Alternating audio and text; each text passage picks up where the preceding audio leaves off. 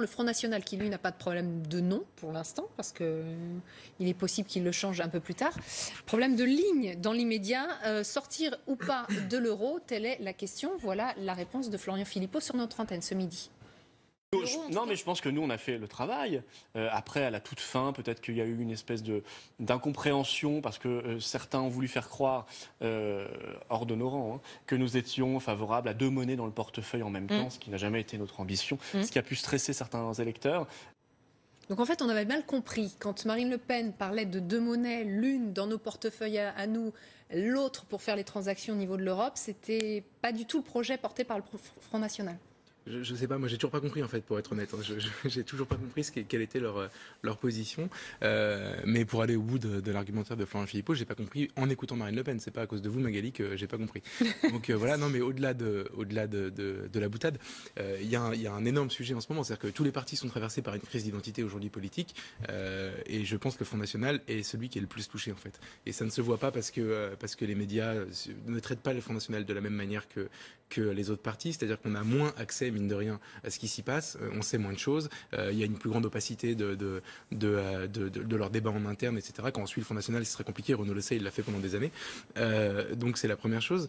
Et la deuxième, c'est que finalement, il y a moins de personnalités politiques connues qu'on peut interroger, etc. Donc on se rend moins compte, mais mine de rien, quand on regarde dans le détail, sur la question de la monnaie, qui a été beaucoup mise en avant par Marine Le Pen, aujourd'hui, ils sont pas d'accord. Il y en a qui pensent qu'il faut totalement mettre cette question-là sous le boisseau, que c'est un repoussoir pour les électeurs. Je crois que c'est d'ailleurs un peu vrai, ça s'est vu pendant la campagne.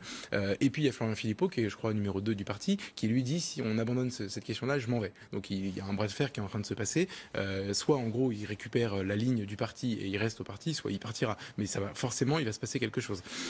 Ensuite, sur la priorité donnée à la question identitaire ou pas, là non plus, ils sont pas d'accord. Et sur beaucoup d'autres sujets, notamment les questions sociétales, ils sont pas d'accord non plus. Ça s'est beaucoup vu pendant le quinquennat de François Hollande d'ailleurs.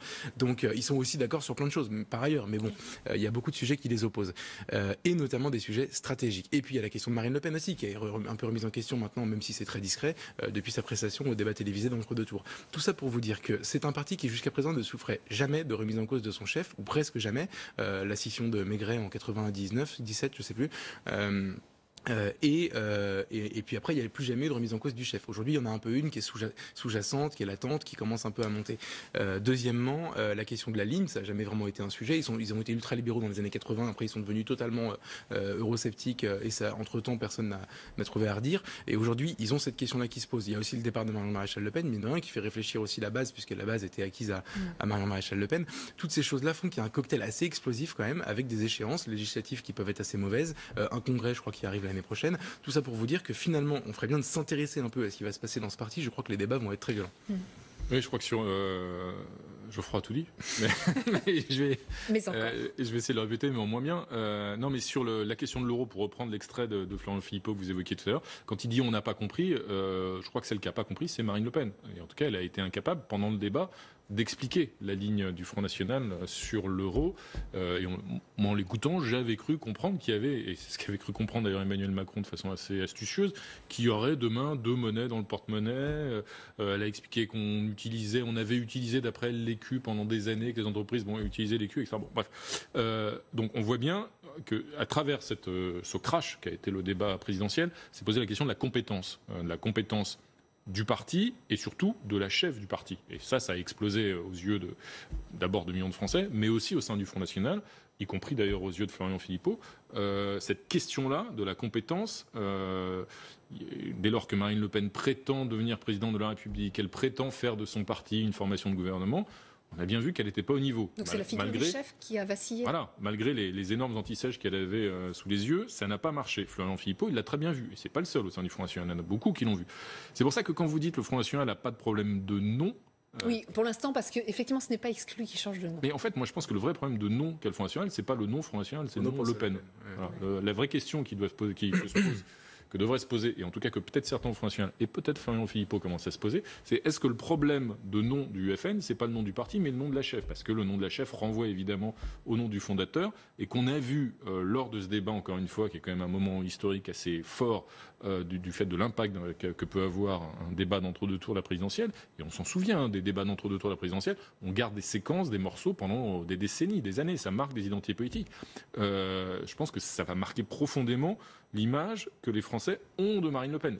Rien n'est rédhibitoire, je suis très prudent, mais c'est un peu comme le naufrage du PSG au Nou Camp en 8e de finale retour de la Ligue des Champions. Voilà.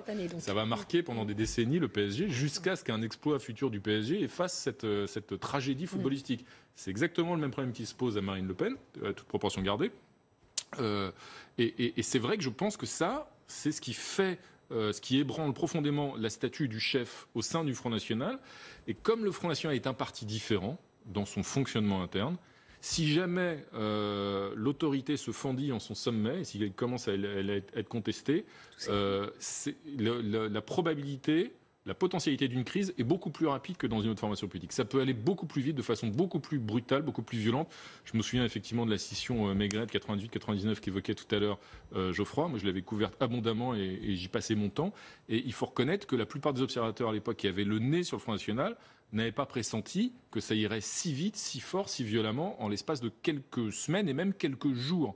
Parce que il y a des processus internes au Front National qui sont différents des autres formations politiques et que c'est un parti qui est incapable de réguler de façon apaisée et démocratique ses conflits internes par des votes, des constitutions de majorité, de minorité qui réussissent tant bien que mal, comme on l'a vu à droite ou à gauche, à vivre ensemble. Et même des crises comme il y a pu y en avoir au PS entre Aubry et Royal en 2008 ou à droite entre Copé et Fillon en 2012, ça avait été terrible, mais le parti n'avait pas scissionné à cette occasion-là, alors que ça avait été des crises terribles. Au Front National, ça ne se passe pas de la même façon. Donc ça va être compliqué d'être la première force d'opposition comme l'objectif est clamé par tous les membres du Front National. Moi, la question que je me suis posée tout de suite après le débat, c'est est-ce que, en plus de perdre le débat et de perdre l'élection présidentielle, elle n'avait pas aussi perdu, mine de rien, ce rôle de leader de l'opposition. Quand on est en duel face au futur président de la République, on incarne son opposition. Et en fait, le Front National n'a quand même pas cette capacité d'avoir un énorme groupe à l'Assemblée nationale, parce que le mode de scrutin est tel que pour eux c'est très compliqué de gagner. Puis il y a aussi autre chose, mine de rien, c'est que si on ne parle pas des personnes et du parti politique en tant que tel, mais des électeurs. En gros, le Front National, je le résume un peu grossièrement, mais c'est la France qui souffre et c'est les catégories populaires, pour faire vite, depuis quelques années. C'est 7,5 millions d'électeurs au premier tour, et puis après les 12 millions au second tour, c'est un agrégat d'autres électorats. L'électorat de Marine Le Pen au premier tour, c'est un électorat qui souffre et qui donc vote pour elle parce qu'il estime qu'elle a les bonnes réponses face à la mondialisation, à l'immigration et tous ces sujets. C'est aussi un électorat qui, à terme, peut se lasser de voter pour un parti qui n'arrive jamais au pouvoir. Il y a un phénomène qui peut arriver aussi, c'est un phénomène d'usure, et c'est d'ailleurs ce sur quoi avait joué Nicolas Sarkozy en 2007 pour aller siphonner le Front National. C'était le vieux Jean-Marie Le Pen, je ne sais plus quel âge il avait à l'époque, mais il était assez âgé, ne vous proposera pas de solution, c'est un vote de protestation, mais si vous voulez des solutions, regardez, moi je dis la même chose et je le ferai parce que je vais être président de la République. Ce qui a fait que la droite n'a pas réussi à refaire ce coup de Sarkozy depuis, c'est parce que Sarkozy avait déçu cet électorat-là quand il était au pouvoir. Mais aujourd'hui, Sarkozy n'est plus là. Aujourd'hui, c'est des nouvelles figures à droite qui vont arriver, qui ont tous bien intégré ça, qui vont essayer de récupérer l'électorat populaire du Front National. Moi, il y a quelques semaines, je suis allé faire un déplacement dans un territoire qui avait beaucoup voté FN avec Laurent Wauquiez et j'ai écouté comment il leur parlait. On voit très clairement que la stratégie aujourd'hui, c'est d'aller parler à cet électorat populaire-là en disant les écoutez pas, ils disent n'importe quoi, nous on vous apporte des solutions, on vous a compris. Donc du coup, il va y avoir ce phénomène-là qui va jouer et finalement, les électeurs qui votent pour le Front National depuis 10 ans vont peut-être finir par se dire mais je peux voter pour elle, mais de toute façon, elle gagnera jamais. Il y a ce plafond de verre qui est indépassable. Et ça peut avoir une importance fondamentale dans les années qui viennent. Et en parlant de leader de l'opposition, est-ce que Jean-Luc Mélenchon peut l'incarner, ce rôle-là ? Paradoxalement, je pense que ça va dépendre beaucoup du cours que Emmanuel Macron va donner à son quinquennat. C'est-à-dire que si jamais Jean-Luc Mélenchon, il aspire à incarner, à être demain le principal leader de l'opposition. Sur Marine Le Pen, Geoffroy a très bien montré toutes les lacunes aujourd'hui qu'elle doit surmonter pour aspirer à endosser ce rôle-là. Et puis demain émergera un leader de la droite. Jean-Luc Mélenchon peut devenir ce leader de l'opposition, le principal leader de l'opposition à Emmanuel Macron, si Macron donne à son quinquennat un cours extrêmement libéral, de façon extrêmement brutale, en gros s'il tombait à droite de façon un peu caricaturale, et si effectivement les ordonnances de réforme du Code du travail étaient particulièrement violentes, brutales, et si il versait dans un excès d'ultralibéralisme. Évidemment que en rebours, ça donnerait un espace politique à Jean-Luc Mélenchon pour incarner demain la principale force d'opposition, alors que ça pourrait poser un problème à la droite pour réémerger. Donc si Macron tombait foncièrement à droite, évidemment, ça ouvrirait le jeu dans ce domaine-là. Comme si jamais, et on en parlait tout à l'heure, mais ça je n'y crois pas, s'il se caricaturait en disciple, héritier et continuateur du hollandisme, évidemment, il permettrait à la droite de se refaire la cerise et le reste de façon beaucoup plus rapide. Oui, mais ça veut dire qu'à chaque fois, c'est Emmanuel Macron qui a les cartes en main. C'est lui qui a le tempo, par définition, d'un point de vue institutionnel, déjà. Maître des horloges. D'un point de vue institutionnel, c'est le président de la République, et d'autant plus cette fois-ci, puisque il est condamné à créer du neuf, à inventer du neuf. Donc, soit il n'y arrive pas, il échoue, soit il réussit, lui, à recréer deux nouveaux clivages, au pluriel, plusieurs nouveaux clivages, mais dont il sera forcément le principal inspirateur. C'est-à-dire que c'est de la définition du contenu qu'il donnera, lui, demain au macronisme et à ce que sera son quinquennat, naîtront évidemment des opposants, puisque en démocratie, il faut évidemment qu'il y ait des opposants, mais donneront plus ou moins force et vigueur à des opposants venus de droite ou de gauche. Et sur Jean-Luc Mélenchon, alors, leader de l'opposition ? Oui, moi je pense qu'il y aura une opposition de gauche radicale, de gauche tout court d'ailleurs, à Emmanuel Macron pendant ce quinquennat. D'ailleurs, il y avait quand même une force énorme au premier tour de la présidentielle. Faut pas oublier que Jean-Luc Mélenchon aussi a beaucoup siphonné le PS, Benoît Hamon pendant la campagne présidentielle. Donc la question est de savoir si le PS va réussir à reconstituer une sorte de petit, tout à l'heure vous disiez, un parti charnière entre 2 et 5%. Est-ce que ça va devenir ça ou est-ce qu'ils vont être un peu plus gros ? J'en ai aucune idée. Mais en tout cas, Jean-Luc Mélenchon, il a le talent, le charisme, les idées pour incarner cette opposition à Emmanuel Macron. Et moi, je pense qu'il y aura cette opposition à Emmanuel Macron. Je ne sais pas si on va parler des réformes de l'été et de l'opposition qu'il va y avoir à ces réformes, mais il y a un peuple de gauche aujourd'hui qui est radicalement opposé à la politique que va mener Emmanuel Macron. Ensuite, ça va dépendre de sa législative, mais je pense qu'il devrait la gagner si on en croit les enquêtes d'opinion qu'on a vues. Puis il a fait des très gros scores à Marseille. Maintenant, la seule question, c'est que souvent, pour incarner pendant 5 ans une opposition et pour que ça débouche politiquement sur quelque chose, il faut porter après ses idées à la présidentielle. Je ne sais pas si Jean-Luc Mélenchon sera candidat la prochaine fois. Je crois qu'il avait dit qu'il ne le serait pas. Je ne sais pas s'il ne sera pas un peu aussi âgé, il me semble. Et donc, si ça ne débouche pas sur une candidature en 2022, peut-être que le souffle va s'atténuer. Et malheureusement pour lui, la France Insoumise, c'est une force politique qui est quand même beaucoup constituée autour du charisme de Jean-Luc Mélenchon. S'il arrête, ce sera quand même plus la même opposition. Il nous reste 3 semaines pour parler de ces législatives avant le premier tour. On parlait d'Emmanuel Macron. Un mot encore du président de la République qui va recevoir Vladimir Poutine lundi prochain. On l'a su quelques minutes avant le début de ce débat via un communiqué d'abord de l'Élysée. Regardez, le président de la République, Emmanuel Macron, recevra le président de la Fédération de Russie, Vladimir Poutine, le lundi 29 mai au Grand Trianon à Versailles à l'occasion de l'exposition sur la visite de Pierre le Grand en France en 1717. Ça, c'est le communiqué de l'Élysée, donc assez sobre. Et regardez le communiqué du Kremlin qui est tombé quelques minutes après. Un échange d'opinions aura lieu sur les questions actuelles internationales et régionales, notamment la coordination de la lutte contre le terrorisme et le règlement des crises en Syrie et en Ukraine. Pourquoi du côté de la Russie, on donne un peu plus de précision ? Ça, je ne saurais pas vous dire. J'ai pas lu les derniers télégrammes entre les deux. Non, mais ce qui est sûr, c'est que les deux vont avoir beaucoup de choses à se dire, a priori.